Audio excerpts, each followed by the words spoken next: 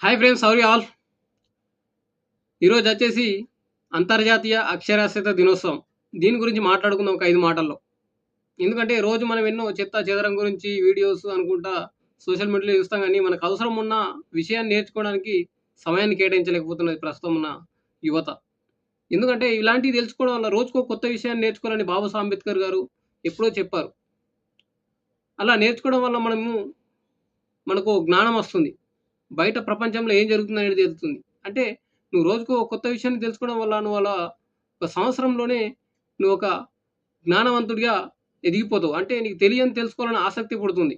అదేవిధంగా ఈ అక్షరాస్యత దినోత్సవం అంటే మన దేశంలోని అక్షరాస్యత ఎలా ఉంది? నిరక్షరాస్యత ఎలా ఉంది? అనే గురించి ఒక 4, 5 ముచ్చట్లు మాట్లాడుకుందాం. తప్పేంటి? అయితే వీడియోలోకెళ్తే అంతర్జాతీయ అక్షరాస్యత దినోత్సవం నేషనల్ లిటరసీ డే సెప్టెంబర్ 8 ఈ రోజున మనము అక్షరాస్యత దినోత్సవం జరుపుకుంటాం. అయితే ఈ అక్షరాస్యత అనగానేంటి?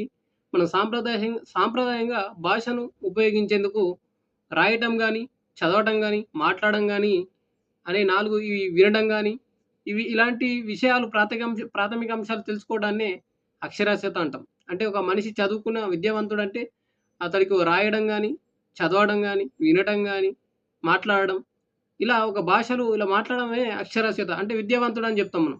ఇలా అక్షరాస్యతతో ప్రతి ఒక్కరు మన దేశంలోని ఎడ్యుకేషన్ సిస్టమ్ ఒక విధంగా చూసుకున్నా గానీ, అక్షరాస్యత విధంగా చూసుకున్నా గానీ, చదువుకున్న అక్షరాస్యులు కూడా వారు ఒక మౌఢ్యంలో బతుకుతున్నారు. అంటే మూఢత్వంలో బతుకుతున్నారు. అలాంటి అక్షరాస్యత దేశానికి నిరుపయోగమే. ఆళ్ళింకా మూఢనమ్మకాల్లోనే బ్రతుకుతున్నారు గానీ, అక్షరాస్యత ఉపయోగలేనిటిది. చదవడం, రాయడం, వినటం వస్తే సరిపోదు. మన దేశంలో కావాల్సింది అభివృద్ధి గురించి చెప్పడం నిజమైన అక్షరాస్యత. ఏంటంటే మనిషి గౌరవం, అవకాశం ఈ విద్య ద్వారానే వస్తుంది. నీ దగ్గర కొన్ని కోట్లున్నా, కొన్ని డబ్బులున్నా నీ దగ్గర గౌరవం ఉండదు. సమాజంలో నువ్వు ఒక విద్యావంతుడిగా ఎదిగి చూడు, నీకు ఎక్కడ లేని గౌరవం వస్తుంది. విద్య నీకు వివేకం ఇస్తుంది, గౌరవం ఇస్తుంది, అవకాశాలు ఇస్తుంది, అభివృద్ధి గురించి చెప్తుంది. ఇలా సమాజంలో నీకు విద్య నేర్చుకోవడం వల్ల ఇలాంటి ఇలాంటి హక్కులు దొరుకుతాయి నీకు. కావున మన దేశంలోని అక్షరాస్యత పరంగా చూసుకుంటే కేరళ వచ్చేసి అక్షరాస్యతలో నెంబర్ 1 ఉంటుంది. ఎందుకంటే అక్కడ నారాయణ గురు అనే మహనీయుడు అక్కడ వారికి చదువు గురించి చక్కగా చెప్పాడు. అక్కడ డెవలపింగ్ చేశాడు. ఊరికో బడి అన్నట్టు అక్కడ చేర్చి పిల్లల్ని, అందరికీ పెద్దవాళ్ళని విద్య గురించి విలువలు చెప్పాడు.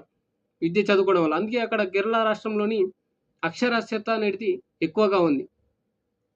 మన తెలుగు రాష్ట్రాల్లో చూసుకుంటే అక్షరాస్యత పర్వాలేదు. కాకపోతే ఏంటంటే అక్షరాస్యత ఉన్నా గానీ వారు ఏందంటే అభివృద్ధి చెందలేకపోతున్నాం. అక్షరాస్యత ఉంది.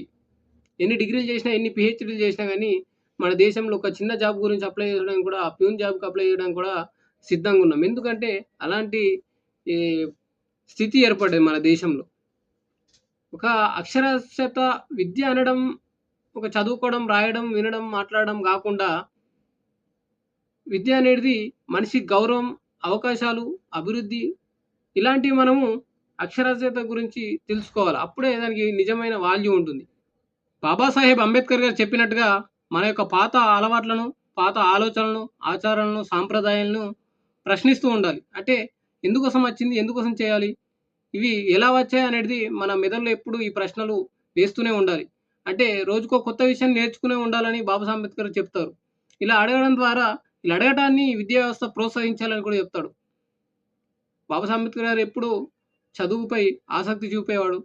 కొన్ని గ్రంథాలయాలే ఏర్పరచుకున్నాడు. కొన్ని వేల పుస్తకాలు చదివాడు. ప్రపంచంలో ఒక మేధావిగా ఎదిగాడు. అంతకు మించి ప్రతి ఒక్కరు విద్యను చదువుకోవాలనే విధంగా ప్రోత్సహించాడు. అలా ప్రతి ఒక్కరూ నీ యొక్క పాత అలవాట్లను, ఆలోచనలను ఎప్పుడు ప్రశ్నిస్తూ ఉంటేనే నీకు కొత్తగా ఏం నేర్చుకోవాలనేది ఆసక్తి ఉంటుంది. ఇలా చేయడం ద్వారా మన అక్షరాస్యత అనేది మనమే భాష మాట్లాడడం, రాయడం, వినడం, చదవడం ఇవే కాకుండా మన వివేకం ఏంటి? మన యొక్క స్కిల్స్ ఏంటి? మనకి విద్య అనేది మనల్ని కొత్తగా చూపెడుతుంది. సమాజంలో గౌరవాన్ని ఇస్తుంది. అందుకే ప్రతి ఒక్కరూ విద్యపై ఆసక్తి చూపెట్టాలా, చదువుకోవాలి. సమాజంలో ఒక నీకంటూ ఒక గుర్తింపు ఉండాలంటే విద్యనే నీకు ఒక మంచి గౌరవప్రదమైన హక్కిస్తుంది. అక్షరమే ఆయుధం. నిన్ను నిన్నుగా తీర్చిదిద్దేది ఒక విద్య మాత్రమే. సమాజంలో నిన్ను ఒక మంచి పేరుగా నీకు నీ దగ్గర ఆర్థికంగా నువ్వు స్థిరంగా లేకున్నా గానీ, నువ్వు చదువులో, విద్యలో ఒక మంచి గౌరవప్రదంగా చదువుకున్న వారికి ఒక విలువ ఉంటుంది. ఒక గౌరవం ఉంటుంది. అదే విద్య యొక్క గొప్పతనం. అందుకోసమే ప్రతి ఒక్కరు విద్యను అభ్యసించాలి. అక్షరాస్యతగా ఎదగాలి ఇంకా. ప్రతి ఒక్కరూ విద్యను ప్రోత్సహించాలనేది ఈ చిన్న 4, 5 ముచ్చట్లతోటి మీ ముందుకొచ్చాను. వీడియో గాని నచ్చినట్టయితే ఇన్ఫర్మేషన్ షేర్ చేయండి, లైక్ చేయండి, సబ్స్క్రైబ్ చేసుకోండి ఫ్రెండ్స్. Thank you.